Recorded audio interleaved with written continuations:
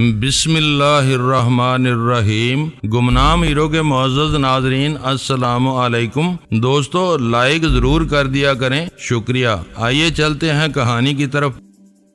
اپنی مصروفیات میں سے وقت نکالنے کے لیے ضروری تھا کہ اسے زیادہ سے زیادہ مہلت دی جائے۔ پہلے میرا ارادہ تھا کہ میں نہا دھو کر اسے فون کروں گا، مگر اس کے حقیقی مسائل کا ادراک ہوتے ہی میں نے فوری طور پر اسے فون کرنے کا فیصلہ کر لیا۔ پہلی دو کوششیں ناکام ثابت ہوئیں۔ جلال کا ڈائریکٹ نمبر مصروف تھا، اس کا مطلب تھا کہ وہ اپنے دفتر میں بیٹھا ہوا تھا۔ میں نے اس کے دیے ہوئے دوسرے نمبر پر اس کے پی اے سے بات کی۔ اسلام آباد کے سفر کے موقع پر اس سے میرا تعارف ہو چکا تھا۔ حوالہ دیتے ہی وہ مجھے پہچان گیا۔ اس نے تصدیق کی کہ جلال اپنے دفتر میں موجود تھا، مگر فون پر کسی سے اہم بات کر رہا تھا۔ اس موقع پر پی اے میری کال اسے نہیں دے سکتا تھا۔ چوتھی بار میں نے پھر اس کا ڈائریکٹ نمبر ملایا۔ اس مرتبہ رابطہ ہو گیا۔ میں بہت بری طرح دباؤ میں آ گیا ہوں۔ میری آواز پہچانتے ہی جلال پھٹ پڑا۔ مجھے پہلے سے تجربہ ہے کہ ہوم ورک مکمل کیے بغیر کسی مضبوط مہرے پر ہاتھ ڈالنے سے سنگین مسائل کھڑے ہو جاتے ہیں۔ اس وقت چودھری عظمت میرے گلے کی ہڈی بنا ہوا ہے۔ اس ہڈی کو اگلو اور سختی سے کچل دو۔ تمہیں علم ہے کہ وہ کس قدر خطرناک اور موذی شخص ہے؟ میں نے شفاقی سے کہا۔ مجھے سب معلوم ہے، میں ٹیپ سن چکا ہوں۔ شاہد نے وہ سب باتیں دہرانے کے ساتھ کچھ نئے انکشافات بھی کیے ہیں۔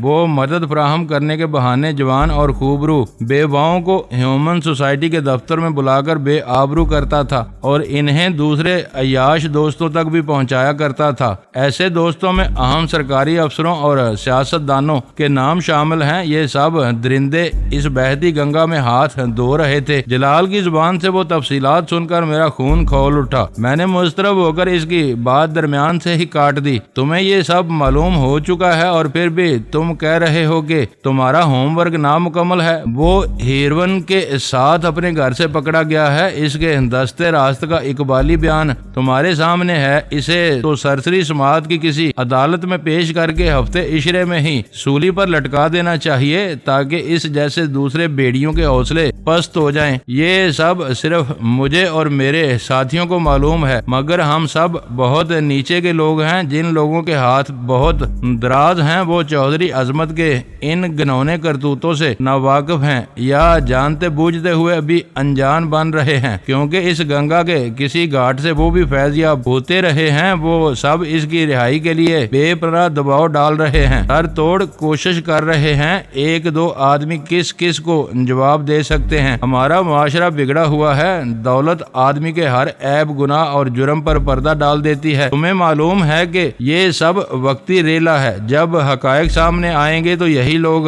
چودھری عظمت سے اپنے تعلق کو گالی سمجھنے لگیں گے۔ گڈ ریسیور میں جلال کی بے ساختہ آواز ابھری۔ میں بھی تم سے یہی کہہ رہا تھا کہ بعد میں یہ سب ہو جائے گا، مگر اس وقت کے حالات سخت مخاصمانہ ہیں۔ اس ریلے کو برداشت کرنا معمولی اعصاب والے کسی آدمی کا کام نہیں ہے۔ تمہارے اعصاب معمولی نہیں ہیں، دل گردے والا آدمی ہی اس کرسی پر بیٹھ سکتا ہے۔ میں نے پھر قطع کلامی کی۔ میں بہت اعصاب شکن دباؤ سے دو چار ہوں۔ میں پوری مزاحمت کر رہا ہوں۔ میرے بڑے پوری طرح میری پشت پناہی کر رہے ہیں، مگر ایک شخص نے سب کو ہلایا ہوا ہے۔ شاید وہ پورے خلوص سے چودھری عظمت کو معصوم، بے گناہ اور مخیر سمجھتا ہے۔ اس کا کہنا ہے کہ چودھری عظمت جیسے معزز آدمی کو براہ راست کیوں گرفتار کیا گیا؟ اگر اس کے خلاف کچھ الزامات تھے تو ان کی سمری بنا کر وزارت داخلہ سے اس کی گرفتاری کی اجازت لینی ضروری تھی۔ اگر یہ گرفتاری صوبائی پولیس کے ہاتھوں ہوئی ہوتی تو اب تک نہ جانے کتنے افسر معطل یا برطرف ہو چکے ہوتے۔ چودھری عظمت کا اثر و رسوخ میری توقع سے بہت زیادہ ہے۔ مجھے یہ یقین دلا دو کہ اسے آزاد نہیں کیا جائے گا۔ میں نے بے چینی سے پہلو بدلتے ہوئے کہا۔ میں اپنی جان لڑا دوں گا، اس موت کے سوداگر کو نہیں چھوڑوں گا۔ مجھ سے منصب اور اختیار چھن جائے تو دوسری بات ہے، ورنہ میں چودھری عظمت، ملک اقبال اور شاہد کو ان کے کیفر کردار تک پہنچا کر رہوں گا۔ مجسٹریٹ کی موجودگی میں برآمد برآمد کی ہوئی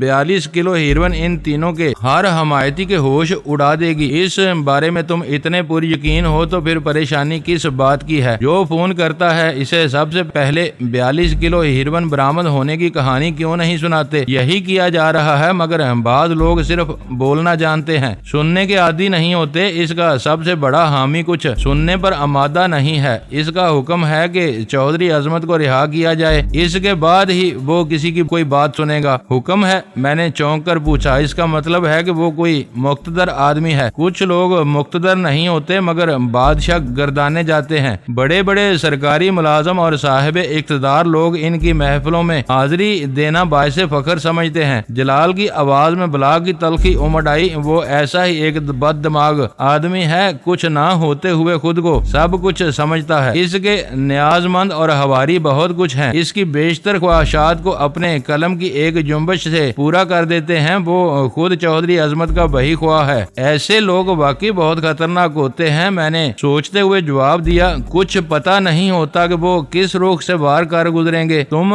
قانون اور اپنے اختیار کی حدود کا ہمیشہ خیال رکھتے ہو، ان میں رہ کر ہر ایک کا مقابلہ کر سکتے ہو، مگر اس بادشاہ گھر کا مقابلہ کیسے کرو گے؟ نام کیا ہے اس کا؟ نام میں کیا رکھا ہے؟ ہلکی سی احتجاجیہ ہنسی کے بعد اس کی آواز ابھری، کل کے اخبار ذرا غور سے دیکھ لینا۔ اخبار والے بھی ان لوگوں کے آگے پیچھے گھومتے رہتے ہیں۔ چودھری عظمت کی ہمدردی میں اس کا کوئی تیز و تند بیان ضرور چھپے گا۔ میرے ذہن میں یکے بعد دیگرے چند نام گھوم گئے، مگر میں فیصلہ نہیں کر سکا کہ ان میں سے کون سا شخص چودھری عظمت کا ہمدرد ہوگا۔ مجھے یہ جان کر خوشی ہوئی کہ ملک و قوم کا وہ درندہ صفت دشمن صحیح ہاتھوں میں تھا۔ اگر وہ کسی کمزور یا مصلحت کوش افسر کی گرفت میں آیا ہوتا تو اس وقت تک قید و بند کی صحبتوں سے آزاد ہو کر دوبارہ لاہور کی آزاد فضاؤں میں دندناتا پھر رہا ہوتا۔ اگر تم اس کا نام نہیں بتانا چاہتے تو نام بتاؤ، مگر اتنا تو بتا دو کہ اس کا منہ کیسے بند کرو گے؟ میں نے کہا، میں ایک پریس کانفرنس کی اجازت لے چکا ہوں۔ اس گروہ کو سزا یاب کرانے کے لیے قانون کے ساتھ ساتھ پروپیگنڈے کا سہارا بھی لینا پڑے گا۔ اخباروں میں الزامات کی فہرست آ جانے کے بعد کوئی بے غیرت شخص ہی ان کی ہم نوائی کی ہمت کر سکے گا۔ میں نے اس سے یہ نہیں پوچھا کہ اس کی وہ کوشش ملزم کی کردار کشی اور مقدمے سے قبل عدالت پر اثر انداز ہونے کے مترادف تو قرار نہیں دی جا سکے گی۔ میرا وہ سوال شاید اس کے لیے حوصلہ شکن ہوتا۔ ان دنوں ویسے بھی اخبارات آزاد تھے، جس کا جی چاہتا تھا کسی کی بھی پگڑی اچھال دیتا تھا۔ اخباروں کو چند روز تک الزامات اور جوابی الزامات کی صورت میں سنسنی خیز اور چٹپٹی سرخیوں کا مواد ملتا رہتا تھا، پھر کوئی نئی بات یا نیا سکینڈل سامنے آ جاتا تھا۔ اس عوام میں تقریباً سب ہی ننگے تھے، اس لیے بات اخباری بیانات سے آگے کبھی نہیں بڑھنے پاتی تھی۔ دشمنوں یا حریفوں کی الزام تراشی پر کسی نے ہتک عزت کا کوئی مقدمہ درج کرانے کی ضرورت محسوس نہیں کی تھی۔ وہ جانتے تھے کہ بات عدالت میں گئی تو ایسی کھری کھری باتیں کھل کر سامنے آئیں گی کہ اخباروں کی سرخیاں ماند پڑ جائیں گی۔ مجھے اندازہ ہے کہ تم بہت بری طرح الجھے ہوئے ہو، مگر میں تمہیں یہ بتانا ضروری سمجھتا ہوں کہ ویرا کراچی سے لاہور آ چکی ہے۔ مجھے یاد ہے، اس نے اضطراری لہجے میں میری بات کاٹ دی، یہ یہاں کے قصے ہیں جو چلتے ہی رہتے ہیں۔ میرے لیے تمہارا مشن زیادہ اہم ہے۔ تم کامیاب لوٹے تو ہم کافی دنوں تک پوری یکسوئی سے یہاں کا گند صاف کر سکیں گے۔ ویرا لاہور کب پہنچی؟ اس کا جواب سن کر میرا حوصلہ بڑھ گیا۔ میں اسٹیشن 3 سے ہوٹل واپس پہنچا تو وہ آ چکی تھی۔ شاید نائٹ کوچ لیٹ ہو گئی ہوگی۔ تم فکر نہ کرو، یہ معاملہ ہر مسئلے پر مقدم ہے۔ اچھا ہوا کہ تم نے اس وقت بتا دیا۔ میں اپنی مصروفیات کو اس طرح سمیٹتا رہوں گا کہ شام کی کسی پرواز سے لاہور پہنچ سکوں۔ اس وقت تک یہاں کے حالات واضح ہو چکے ہوں گے۔ تم ہوٹل ہی آؤ گے؟ میں غیر ارادی طور پر سوال کر بیٹھا۔ نہ آ سکا تو فون کروں گا، کسی نہ کسی طرح تم سے رابطہ ہو جائے گا۔ 7 بجے کے بعد تم اپنے کمرے میں موجود رہنا۔ مجھے ریسیور پر اس کے دفتر میں بجنے والی دوسری گھنٹی کی آواز سنائی دے رہی تھی۔ اس نے مجھ سے کافی دیر بات کر لی تھی اور وہ گفتگو سمیٹنے کے موڈ میں معلوم ہو رہا تھا۔ میں نے اس کی ناگزیر مجبوریوں کا اندازہ لگاتے ہوئے الوداعی فکرے کہہ کر فون بند کر دیا۔ میں نے ریسیور رکھا ہی تھا کہ کمرے کے دروازے پر تیز دستک کی آواز سنائی دی۔ غزالہ نے ہڑبڑا کر کرسی چھوڑ دی اور دروازے کی طرف تقریباً دوڑ لگا دی۔ اس کے پہنچتے پہنچتے کسی نے دوبارہ دروازہ بجا ڈالا۔ غزالہ نے جو ہی دروازہ کھولا، ویرا شب خوابی کے شکن آلود لباس میں اندر گھس آئی۔ کیا ہو رہا تھا؟ کس से फोन पर लंबी बातें कर रहे थे। वीरा ने अंदर आते ही वहशत ज़दा लहजे में पूछा, तुम इस कदर घबराई हुई क्यों हो? मैंने इसका जायजा लेते हुए नरमी से सवाल किया। मैं इंटरकॉम पर कई बार नाकाम कोशिश कर चुकी हूँ। वो कदरे संभल कर बोली। ऑपरेटर से मालूम किया तो वो इससे ज्यादा कुछ ना बता सका कि फोन मसरूफ है। मुझे खौफ हुआ कि कहीं तुम्हारे साथ कोई हादसा पेश ना आ गया हो और रिसीवर क्रेडल से नीचे गिर गया हो। मैं घबराकर इधर आ गई। मैं हंस पड़ा। बेदार होने से पहले शायद तुम बुरे बुरे ख्वाब देख रही थी। मेदे में गिरानी हो तो आदमी जागने के बाद भी देर तक बुरे ख्वाबों के जेरे असर रहता है। तुम देख रही हो कि यहाँ सब कुछ ठीक ठाक है और रिसीवर भी अपने क्रेडल पर है। अगर तुम्हारा बाथरूम खाली हो तो मैं हाथ मुंह धो लूं? इसने बुरा सा मुंह बनाकर पूछा। बेहतर ये होगा कि तुम अपने कमरे से तैयार होकर आओ। इतनी देर में मैं भी ताजा दम हो जाऊंगा, फिर हम यहीं बैठकर नाश्ता करेंगे। मैं इसे ये मशवरा देता हुआ बाथरूम की तरफ हो लिया। मेरे अंदर जाने के चंद सानियों बाद कमरे का दरवाजा खुलने और फिर बंद होने की आवाज आई। शायद वो अपने कमरे में लौट गई थी। मैं नहा धोकर बाथरूम से निकला तो वीरा उजलत में तैयार होकर दोबारा हमारे कमरे में आ चुकी थी। गजाला ने मुझे मतला किया कि वो इंटरकॉम पर होटल की रूम सर्विस को तीनों के लिए नाश्ता लाने की हदायत कर चुकी थी। मैं इत्मीनान से वीरा के सामने वाली कुर्सी पर बैठ गया। तुम मुंह धोए बगैर फोन पर किस से बातें कर रहे थे? वीरा ने मेरा नाकदाना जायजा लेते हुए पूछा। मैं नए दिन का आगाज किसी हुज्जत या तकरार से नहीं करना चाहता था, नरमी से कहा। जलाल से रवानगी का प्रोग्राम तय कर रहा था। वो सुबह सवेरे कैदियों को साथ लेकर यहाँ से गया है। क्या शाम तक आसानी से दोबारा लौट आएगा? इसने वादा तो किया है कि कोई नागहानी मजबूरी पेश आ जाए तो मैं कुछ कह नहीं सकता। मैंने शाने उचकाकर जवाब दिया। दोबारा फोन करके इससे कोई यकीनी प्रोग्राम तय कर लो, वीरा ने मुसालहाना अंदाज में मशवरा दिया। अगर वो नहीं आ रहा तो हम आज का बाकी दिन शहर की सैर में गुजार सकते हैं। कई मरतबा लाहौर आई हूँ मगर माल रोड और हवाई अड्डे से आगे कुछ नहीं देखा। सुना है कि तारीखी यादगारों और सब्जाजारों के लिहाज से लाहौर तुम्हारा अहम तरीन शहर है। तुम्हारी जुबान से लाहौर की ये तारीफ सुनकर हर लाहौरी तुम पर कुर्बान हो सकता है, मैंने मुस्कुराते हुए कहा। जिंदगी रही तो सैरो तफरी बाद में भी होती रहेगी। गजाला गुफ्तगू में हिस्सा लेते हुए बोली। इसका आज आना ही ज्यादा बेहतर रहेगा, हम इसे पाबंद नहीं कर सकते। मैंने वीरा को समझाया। चौधरी अजमत की गिरफ्तारी पर इसके सारे दोस्त और हलीफ हरकत में आ गए हैं। इसके बावजूद जलाल आने पर आमादा है। ये मामला इसकी जात तक महदूद नहीं है। इसे सरहद पार के लोगों के साथ कोई ना कोई बंदोबस्त करना होगा, वरना ये भी हो सकता है कि सरहद अबूर करते ही हम भारत की बॉर्डर सिक्योरिटी फोर्स या फौज की गोलियों का निशाना बन जाएं। तुम ठीक कह रहे हो, वीरा ने एतराफ किया। ये बात मेरे जहन से निकल गई थी कि सफरी दस्तावेजात मुकम्मल होने के बावजूद हम गैर कानूनी तौर पर सरहद पार करेंगे। इस बंदोबस्त के लिए जलाल को वक्त दरकार होगा। हम तीनों के पासपोर्ट वगैरह कहाँ हैं? कदरे खामोशी के बाद वीरा को वो सवाल याद आ गया। सब कुछ जलाल के पास है। रवानगी से पहले पासपोर्ट हमें वापस मिल जाएंगे। इन पर पाकिस्तान से इखराज और भारत में दाखिले की मोहरें लगी हुई होंगी। शायद तुम्हें ये तो मालूम ही होगा कि हम में से हर एक का वीजा पुलिस रिपोर्टिंग से मुस्तस्ना है। मालूम है, वीरा बेपरवाही से बोली। हमारे काम और दोनों मुल्कों के कशीदा ताल्लुकात की रोशनी में ये बहुत बड़ी सहूलत है। इसी वक्त रूम सर्विस की खातून वेट्रेस दस्तक देकर अंदर आ गई। बाहर मौजूद सर्विस ट्राली से 2 चक्रों में इसने नाश्ते के इश्तिहा अंगेज लवाजम हमारी मेज पर मुंतकिल किए और क्राकरी करीने से सजाकर वापस लौट गई। अब तुम बताओ कि जान स्मिथ से तुमने क्यों राब्ता किया था? नाश्ता शुरू करने के बाद मैंने वीरा से पूछा। तुम्हें मालूम है कि कराची में जान स्मिथ की मौजूदगी शुरू से मेरी आंखों में खटक रही है। हमारे सामने अभी तक सिर्फ अनिल बसवास का नाम है। गजाला तुम्हारे साथ होगी, तुम दोनों इसका पीछा करके इसे घेरोगे। मुझे तुमसे दूर रहना है, मैं वहाँ क्या करूँगी? मैं इसीलिए कह रहा था कि तुम्हारा जाना गैर जरूरी है। इस वक्त तुमने ये मंतक पेश की थी कि तुम दूर रहकर हम दोनों की हिफाजत करोगी, हालांकि ये बिल्कुल अहमकाना बात है। मेरे ऊपर चलाई हुई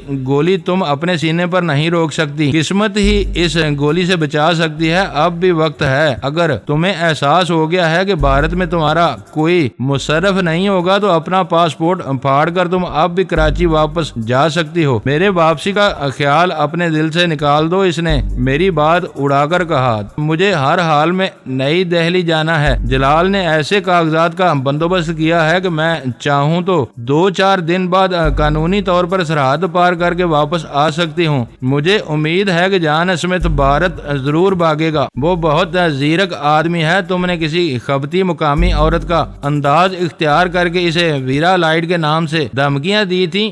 خود تم نے بتایا کہ وہ تمہاری بات پر یقین کرنے پر آمادہ نہیں تھا۔ تم اسے یہ تاثر دینا چاہ رہی تھی کہ تم نے کسی عورت کو رقم کا لالچ دے کر اس کے پیچھے لگا دیا ہے۔ وہ ایسے جال میں آنے والا آدمی نہیں ہے۔ اگر تم نے اپنی اصل آواز اور انداز میں اس سے بات کی ہوتی تو وہ خوفزدہ ہو سکتا تھا۔ وہ جو کچھ بھی سمجھ رہا ہو، میں اس کی آواز اپنے کانوں سے سن کر محظوظ ہو رہی تھی۔ میں نے تمہیں اپنی پہلی کوشش کے بارے میں بتایا تھا۔ ہو سکتا ہے کہ اس وقت اسے کوئی خطرہ محسوس نہ ہوا ہو، مگر میں نے دوسری مرتبہ فون کیا تو اس کی آواز سے خوف جھلک رہا تھا۔ میرے تیسرے اور آخری فون نے اس کے سارے کسبل نکال دیے تھے۔ سب سے اہم بات یہ تھی کہ میں اپنی آواز بدل کر کسی مقامی عورت کی طرح ٹوٹی پھوٹی انگریزی بول رہی تھی، مگر میری ہر بات سچ جپتی ہوئی اور اپنے نشانے پر تھی۔ تم خود سوچو کہ اس کے لیے وہ کیسی خوفناک صورتحال رہی ہوگی۔ وہ صرف آواز سن رہا تھا،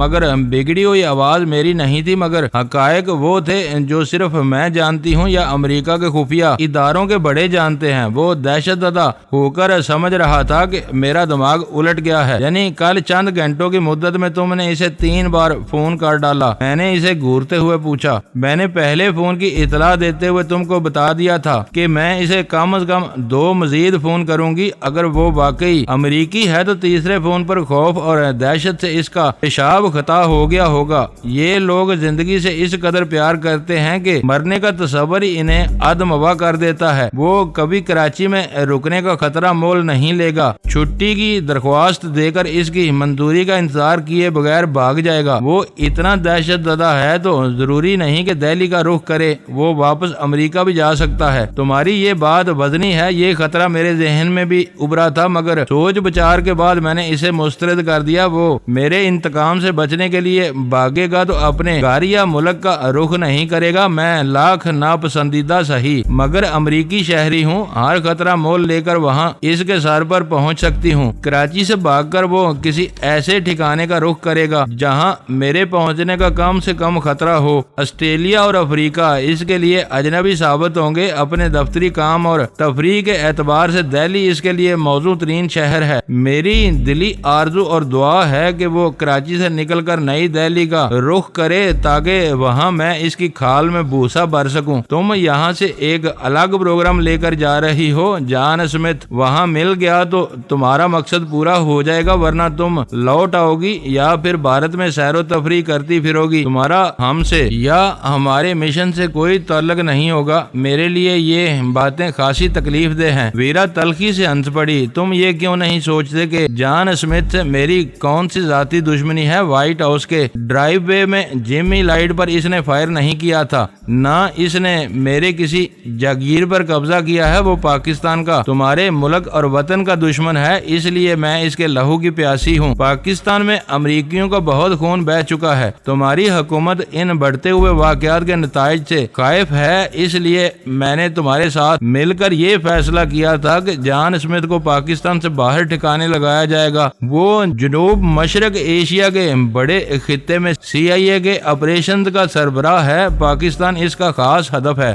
اس نے رک کر اپنی چائے کی پیالی خالی کی، پھر اسی زہریلے لہجے میں اپنی بات جاری رکھتے ہوئے بولی، یہ تمہارا اور سب پاکستانیوں کا مشن ہونا چاہیے۔ تم کیسے الزام لگا رہے ہو کہ میں اپنا کوئی الگ تھلگ مقصد لے کر تمہارے ساتھ جا رہی ہوں؟ مقصد اور مشن کے لیے کام کرنے والے کسی ڈسپلن کے پابند ہوتے ہیں۔ غزالہ ایک مرتبہ پھر دخل اندازی پر مجبور ہو گئی۔ تم خود کو ہر ڈسپلن سے آزاد تصور کرتی ہو۔ جانے کا ارادہ کر لیا تو کوئی تمہیں کراچی میں رکنے پر آمادہ نہیں کر سکا۔ جان کو ڈرانے پر تل گئی تو کسی کا مشورہ کام نہیں آیا۔ اگر تم ٹھنڈے دل سے غور کرو تو یہ سب کھلی من مانی کہانی ہے۔ ہم دونوں نئی دہلی میں دن رات انل بسواس کی دم سے بندھے ہوئے نہیں پھریں گے۔ جان وہاں دیکھا گیا تو اس سے بھی نمٹ لیں گے۔ یہ باتیں تم نہیں سمجھ سکو گی، اسے میں زیادہ آسانی سے ذبح کر سکوں گی۔ ویرا نے اس کی بات کاٹ دی۔ وہ میرا ہم وطن ہے، اسے میں زیادہ سمجھتی ہوں۔ غزالہ احتجاجیہ انداز میں ہنس دی۔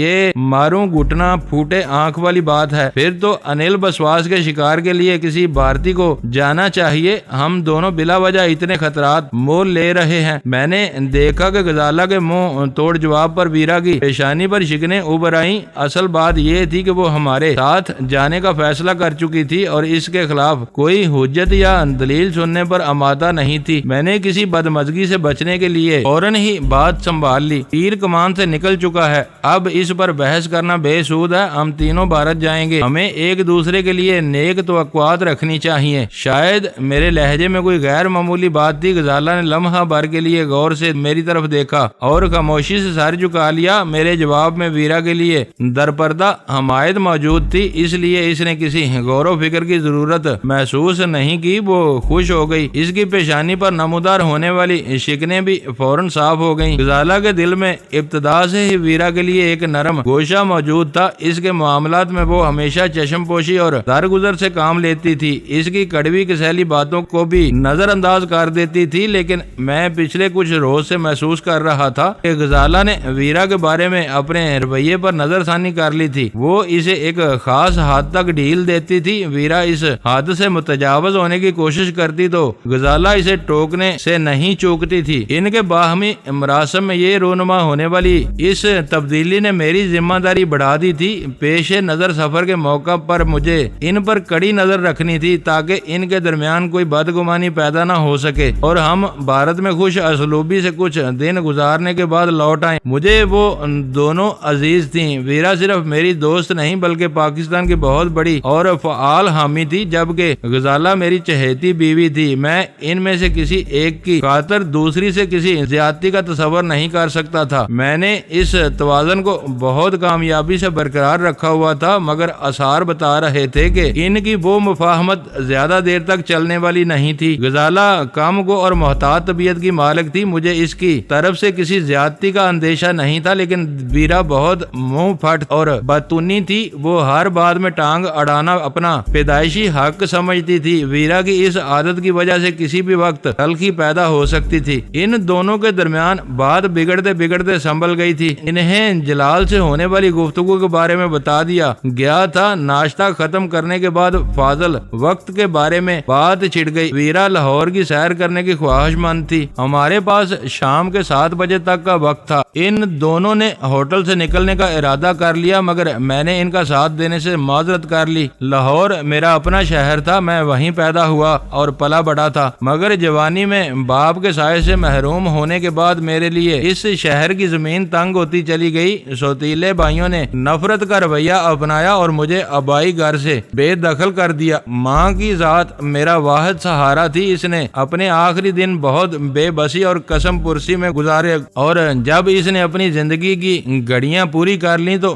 میری نظروں میں دنیا تاریک ہو گئی۔ لاہور کی زمین اور آسمان میں میرے لیے کوئی گنجائش نہیں رہی۔ نفرت، اسرت اور چوکوں کے سوا میرے لیے کچھ نہیں تھا۔ مایوسی اور ابتلا کے اس دور میں میں نے لاہور کو خیر باد کہہ کر کراچی کا رخ کر لیا، جہاں نئے شب و روز میرے منتظر تھے۔ لاہور چھوڑنے سے پہلے میں اس شہر کا کونا کونا دیکھ چکا تھا۔ ویرا کی طرح میرے دل میں شہر کی کوچہ نوردی کا کوئی شوق نہیں تھا۔ غزالہ باہر جانے کے لیے تیار تھی۔ وہ گھر میں ہر وقت اس طرح صاف ستھری رہنے کی عادی تھی کہ بیٹھے بیٹھے بھی اچانک کہیں جانے کی ضرورت پیش آ جاتی تو وہ کوئی تاخیر کیے بغیر روانہ ہو سکے۔ ویرا بھی فیشن کی عادی نہیں تھی۔ قدرت نے اسے ایسے رنگو روپ سے نوازا تھا کہ وہ میک اپ کے بغیر ہی پرکشش نظر آتی تھی، مگر اسے کپڑے تبدیل کرنے کی ضرورت تھی۔ وہ کپڑے بدلنے کے لیے اپنے کمرے میں چلی گئی۔ تھوڑی دیر بعد وہ پوری طرح تیار ہو کر آ گئی۔ غزالہ اس کی منتظر تھی۔ دونوں نے مجھے الوداع کہا اور چل دیں۔ درمیانی تخلیے میں نے غزالہ کو سمجھا دیا کہ ویرا اس سے کوئی ہلکی باری بات کرے تو وہ اسے نظر انداز کر دے۔ ویرا کے بارے میں مجھے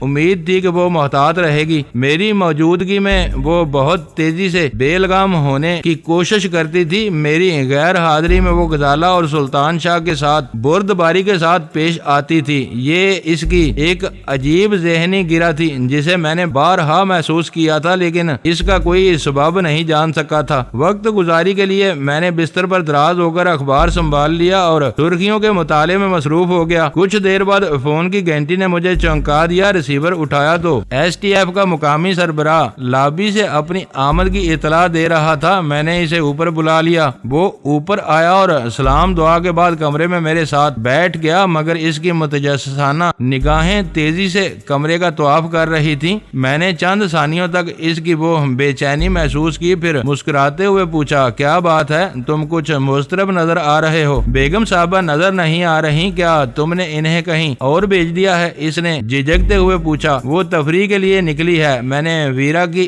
آمد کا ذکر کیے بغیر اسے بتایا۔ اسے لاہور کچھ زیادہ ہی پسند آ گیا ہے۔ اوہ، پھر تو مجھے فرزانہ کو اپنے ساتھ لانا چاہیے تھا، اس نے خفت آمیز لہجے میں کہا۔ میرا خیال تھا کہ تمہاری غیر حاضری کی وجہ سے بیگم صاحبہ کی پوری رات بھی جاگتے ہوئے گزری ہوگی اور وہ دن میں آرام کریں گی۔ اس خیال سے فرزانہ کو گھر چھوڑ دیا۔ کوئی فرق نہیں پڑتا، غزالہ کم گو اور تنہا پسند ہے۔ ہو سکتا ہے کہ وہ سارا دن لارنس گارڈن کے پرسکون گوشے میں بیٹھے بیٹھے گزار دے۔ اسے تمہاری بیوی کو ساتھ لے جانے کی ضرورت محسوس ہوتی تو میں بلا تکلف تم کو فون کر دیتا۔ تم اطمینان سے بیٹھو اور یہ بتاؤ کہ شہر میں کیا ہو رہا ہے۔ آئی بی والوں نے پچھلی رات ناقابل یقین تیزی دکھائی ہے۔ مجھے محسوس ہو رہا ہے جیسے میرے اور ڈی آئی جی کی ملاقات کے التوا میں بھی کوئی سے پردہ ہاتھ کار فرما تھا۔ ایس ٹی ایف والوں کے ساتھ مقامی پولیس کا رویہ ہمیشہ بہترین اور مثالی رہا ہے۔ میں سوچ بھی نہیں سکتا تھا کہ 11 بجے شب کی طے شدہ ملاقات یوں اچانک ملتوی ہو جائے گی۔ خالد ذہین آدمی تھا، واقعات کی کڑیوں کو یکجا کر کے بالکل صحیح نتیجے پر پہنچا تھا۔ میں نے انجان بن کر پوچھا، تمہیں پس پردہ ہاتھ کا خیال کیوں آیا؟ ایک طرف ڈی آئی جی غائب ہوا، دوسری طرف آئی بی والوں نے براہ راست چودھری عظمت پر ہاتھ ڈال دیا۔ برا نہ مانو تو میں ایک بات کہنا چاہتا ہوں۔ ایک نہیں، تم 2 باتیں کہو۔ میں نے فراخ دلی سے اس کی حوصلہ افزائی کی۔ یہ سب خدشے تم نے فون پر کل رات ظاہر کر دیے تھے، یہاں تک کہہ دیا تھا کہ آئی بی والے چودھری عظمت کے کیس میں غیر معمولی دلچسپی لے رہے ہیں۔ مجھے یوں محسوس ہو رہا ہے جیسے تم کو یہ سب باتیں پہلے سے معلوم تھی اور تم ہیومن سوسائٹی کے چکر میں لاہور آئے تھے، لیکن شروع میں تم نے مجھے اپنے اعتماد میں نہیں لیا۔ اول خان نے تمہاری آمد کی اطلاع دی تو اس نے بھی اس بارے میں کوئی تذکرہ کرنے کی ضرورت نہیں سمجھی۔ مجھے اس کی طرف سے بڑا قلق ہے۔ لاہور ہمارا ٹرانزٹ اسٹیشن تھا، ہمیں 2-3 راتیں یہاں گزارنے کے بعد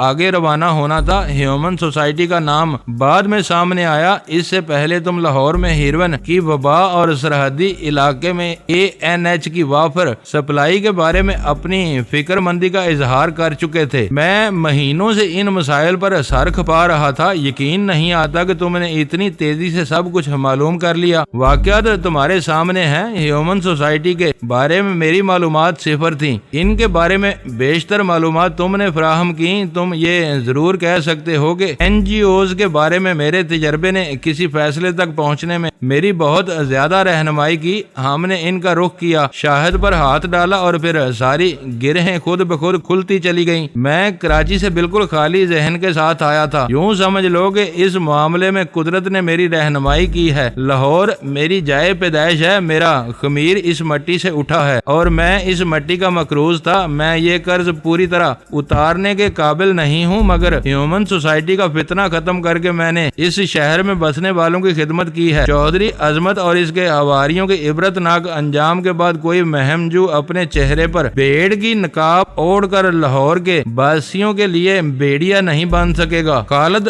حیرت سے آنکھیں پھاڑے میری بات سنتا رہا۔ میری بات مکمل ہوئی تو اس نے تحیر زدہ آواز میں کہا، تمہاری ساری کہانیاں کراچی سے پھیلتی آئی ہیں۔ میں تمہیں وہیں کا رہنے والا سمجھتا تھا۔ مجھے یہ جان کر خوشی ہوئی کہ تم لاہوری ہو۔ ایک چودھری عظمت ہے وہ بھی پشتوں سے یہیں کا بسنے والا اور رہنے والا ہے، مگر اس کے کرتوت شرمناک تھے، اسے اپنے شہر کے نوجوانوں پر کوئی رحم نہیں آیا۔ اس نے دولت کمانے کے لیے ان کی رگوں میں ہیروئن کا زہر پھیلانا شروع کر دیا۔ تم نے اس کی سرکوبی کر کے اس داغ کا ازالہ کر دیا۔ اس کے فکروں میں دور دور تک تعصب کا کوئی شائبہ نہیں تھا، بس فخر کا ایک احساس نمایاں تھا۔ پھر بھی میں نے وضاحت ضروری سمجھتے ہوئے اس کی بات کو آگے بڑھایا۔ مجھے لاہور میں پیدا ہونے پر کوئی ندامت ہے، نہ کراچی میں بسنے پر ناز ہے۔ میں نے خود کو صرف پاکستانی سمجھا ہے۔ ایک غیرت مند اور بے غیرت پاکستانی میں وہی فرق ہوتا ہے جو مجھ میں اور چودھری عظمت میں ہے۔ اس نے وقتی عزت اور دولت تو حاصل کر لی، مگر اس کا انجام عبرتناک ہے۔ مجھے افسوس ہے کہ میں کھل کر تمہارے فیصلوں کا ساتھ نہیں دے سکا۔ اب مجھے اندازہ ہو رہا ہے کہ تمہارے بارے میں کہی جانے والی باتیں حقیقت سے کس قدر قریب ہیں۔ ہر شخص اس بات کا معترف ہے کہ تمہارے فیصلے بہت تیز، بروقت اور صحیح ہوتے ہیں۔ اب تک بس میں نے ہاتھ اٹھا کر اسے خاموش کر دیا۔ اتنے قصیدے نہ پڑھو کہ میرا دماغ خراب ہو جائے۔ تم نے میرا بھرپور ساتھ دیا ہے۔ اگر تمہاری مدد سے شاہد کو اغوا کر کے اس سے کڑی باز پرس نہ کی جاتی تو کچھ بھی نہیں ہو سکتا تھا۔ خالد منکسرانہ انداز میں ہنسنے لگا اور بولا، اس کے اغوا میں بھی سارا کردار تمہارا تھا۔ تم ہی نے اسے اپنی گاڑی سے اترنے کا موقع دیے بغیر بے ہوش کیا تھا، اور پھر سارے سوال بھی تمہارے تھے۔ تمہارے لیے چند افراد کا تحفظ اور سواریاں فراہم کر کے میں یہ صحرا اپنے سر نہیں باندھ سکتا۔ کوئی بھی شخص اپنی ذات کے خول میں بند رہ کر ایسے بڑے کام انجام نہیں دے سکتا۔ میں نے سنجیدگی سے کہا،